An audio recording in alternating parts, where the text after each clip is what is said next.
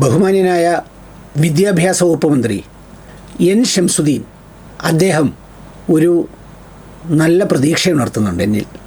അത് വേറൊന്നും കൊണ്ടല്ല, വളരെ സൗമ്യമായ ശാന്തമായ പ്രതികരണങ്ങൾ, അവകാശവാദങ്ങളോ കുട്ടിഘോഷിക്കുന്ന ഒന്നുമോ ഇല്ലാത്ത വളരെ സൗമ്യവും ശാന്തവുമായ പ്രതികരണം.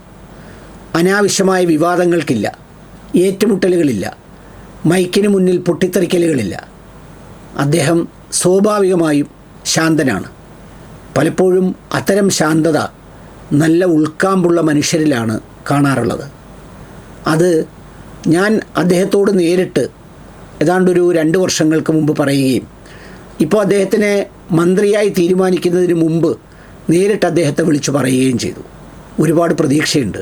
കാരണം വിദ്യാഭ്യാസ വകുപ്പ് എന്ന് പറയുന്നത് പലപ്പോഴും പല കാര്യങ്ങളാൽ അതിൻ്റെ രാഷ്ട്രീയം, പിന്നെ അതോടൊപ്പം തന്നെ അതിലെ വിവിധ മത മാനേജ്മെൻറ്റുകൾ, ഇതൊക്കെ ചേർന്ന് വളരെ സങ്കീർണമാണ്. അവിടെയൊക്കെ വളരെ പക്വതയോടെ ഒരു നിലപാട് സ്വീകരിച്ച് മുന്നോട്ട് പോകാൻ അദ്ദേഹത്തിന് കഴിയും എന്ന് വിശ്വസിക്കുന്നു. ഞാനിതിപ്പോൾ ഓർക്കാൻ കാര്യം വേറൊന്നുമല്ല, അദ്ദേഹത്തിൻ്റെ ഒരു ചെറിയ വോയിസ് ക്ലിപ്പ്, ഒരു വീഡിയോ ക്ലിപ്പ് കാണാനിടയായി. അതൊന്ന് പങ്കുവെക്കുന്നു. ഒന്നേ പറയാനുള്ളൂ, ഈ ബഹളങ്ങളൊക്കെ ഇവിടെ അവസാനിക്കും.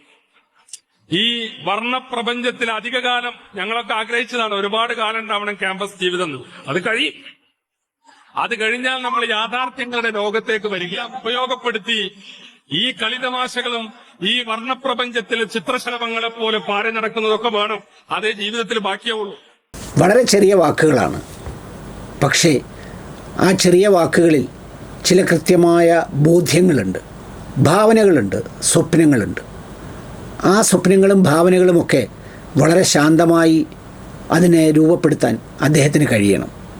അതോടൊപ്പം തന്നെ ഈ സ്കൂൾ മേഖലയിൽ, വിദ്യാഭ്യാസ രംഗത്ത് ഇന്ന് വളർന്നു വരുന്ന മയക്കുമരുന്ന്, അതുപോലെയുള്ള ലഹരി വസ്തുക്കളുടെ ഉപയോഗത്തിനെതിരെ രമേശ് ചെന്നിത്തലയെ പോലെ വളരെ പരിണിതപ്രജ്ഞനായ കരുത്തുള്ള ഒരു ആഭ്യന്തരമന്ത്രിയുടെ സഹായത്തോടെ, പൊതുസമൂഹത്തിൻ്റെ സഹായത്തോടെയൊക്കെ അത് നിയന്ത്രിക്കാൻ കഴിയുന്ന നിലപാടുകൾ സ്വീകരിക്കണം.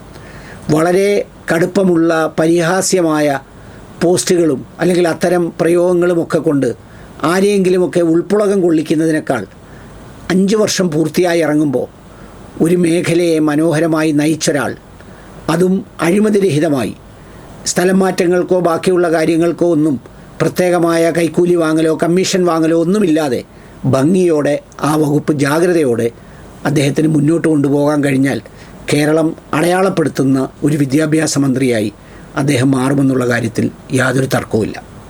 ആശംസകൾ.